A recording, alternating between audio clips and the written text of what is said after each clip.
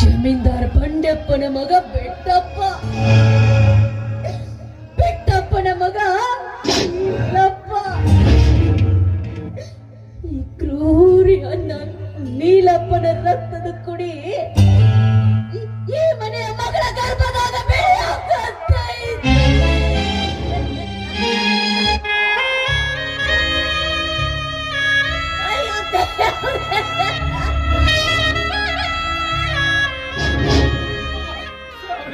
ಸಮಾಧಾನ ಮಾಡ್ಕೊಳುವ.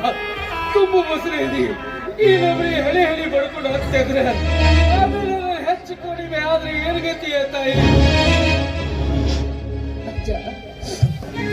ಈಗ ಸಮಾಧಾನ ಮಾಡ್ಕೊಳ್ಳಿ, ಏನು ಅಂತ ಸಮಾಧಾನ ಮಾಡ್ಕೊಳ್ಳಿ ಅಜ್ಜ. ನಾನೊಂದು ಬಗೆದರೆ ದೈವ ಒಂದು ಬಗೆದಂತ ಆಯ್ತಾ ತಾಯಿ ನನ್ನ ಜೀವನದಲ್ಲಿ. ಏನೇನೋ ಕನಸುಗಳನ್ನ ಕಟ್ಕೊಂಡಿದ್ದೆ, ಎಲ್ಲವೂ ಕಣ್ಣೆದ್ರೆ ನೊಚ್ಚು ನೂರಾಯ್ತು.